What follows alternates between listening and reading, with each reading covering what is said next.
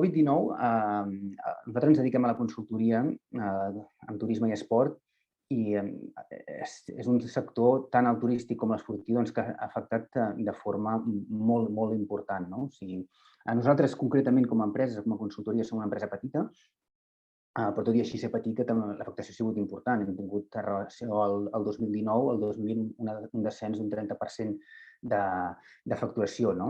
Però crec que, tot i així, som afortunats comparant-nos, perquè nosaltres ens dediquem al sector de l'assessorament, no estem directament siguent el sector turístic, atenent en tracte directe amb clients, amb viatgers, ni amb l'esportiu o amb esportistes. Llavors, en aquest sentit, no ens han obligat a parar l'activitat, ens han limitat la forma de treballar, però en aquest sentit hem pogut continuar treballant amb un ritme diferent, amb moltes limitacions, però en aquest sentit l'afectació, sobretot, ja no tant personal, que ho és, jo crec que és sectorial. El turisme esportiu es va paralitzar en el moment clau, o sigui, el mes de març, sabem, amb els temes d'estades de turisme esportiu, és la temporada alta. Llavors, en aquest sentit, va ser un impacte molt gran.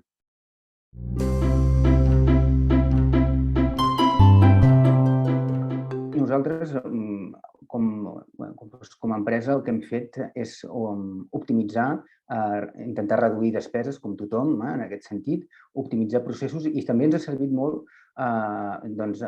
per reanalitzar processos, serveis, pensar com estàvem prestant cert tipus de serveis i com els podíem millorar. I en aquest sentit, amb la segona part, jo crec que més que reinventar-nos, com en qualsevol procés de crisi o de canvi, això, analitzar i pensar com podem prestar millor els nostres serveis d'assessorament.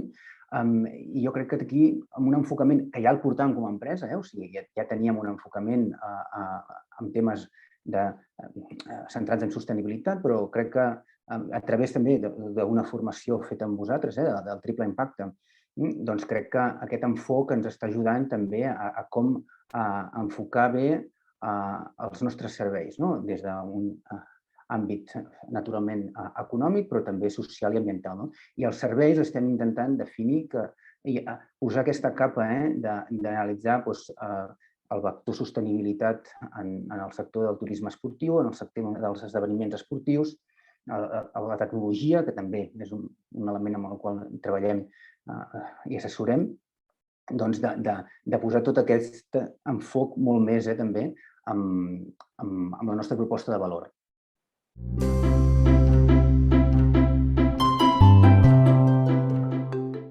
En part conjuntural i sectorial, tothom parla que tant el sector, en el moment en què es flexibilitzi i es permeti la mobilitat, que és el gran fre actual que tenim, o sigui, la crisi de demanda que tenim no és motivada per les limitacions de mobilitat que tenim. Llavors, en el moment en què es flexibilitza les mesures de mobilitat, el sector turístic es posarà en marxa, i a més les previsions són que encara amb un efecte inclús repunt importantíssim. Jo crec que inclús pot haver-hi situacions de saturació i en l'àmbit esportiu, inclús o l'àmbit outdoor, o ja hem vist què ha passat a vegades durant aquests últims mesos, que hi ha un efecte crida a l'entorn natural, que inclús això s'haurà de controlar i de gestionar.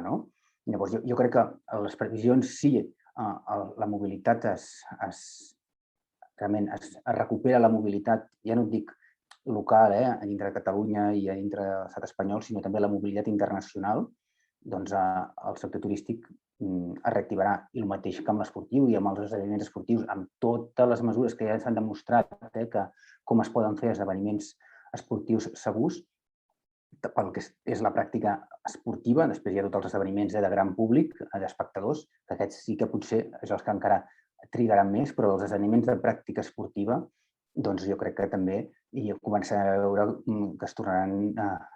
Els calendaris estan tots a punt, tots estan previstos, i llavors falta que això s'activi. Llavors, en aquest sentit, jo crec que serà en el nostre cas, com que ens dirigim a clients, a administració pública, per una banda, per gestió i planificació i màrqueting, i també amb serveis per a empreses privades, grups hotelers, organitzadors d'esdeveniments, doncs crec que es recuperarà un dinamisme important.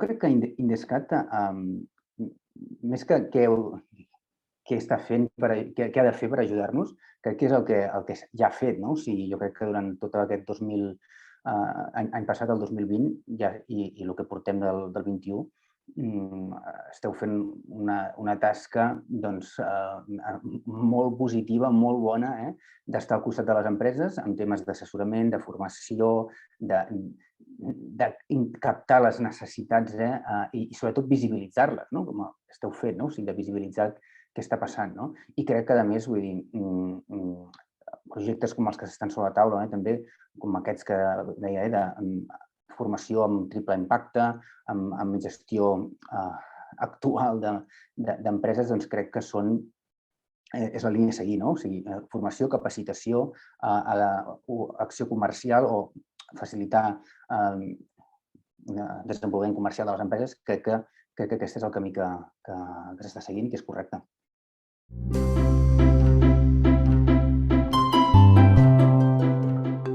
Jo crec que el sector turístic, sobretot, i el sector del turisme esportiu i en entorns oberts, en entorn d'outdoor, crec que la desescalada passa per normalitzar la pràctica esportiva a l'entorn, a l'espai obert. O sigui, si ja sabem que inclús en espais tancats la pràctica esportiva és segura, doncs encara més en l'àmbit outdoor, en l'àmbit de l'aire lliure. Llavors passa per fer complir naturalment certs protocols d'higiene, de seguretat, en el que són, per dir, els esdeveniments esportius, que aquests ja ho compleixen, però el que és la pràctica lliure, que és una part de l'esport recreatiu, doncs aquí es tracta de que realment treure les barreres de mobilitat perquè la gent pugui, en entorns naturals, poder caminar, que no hi ha cap tipus de problema per mantenir distàncies de seguretat,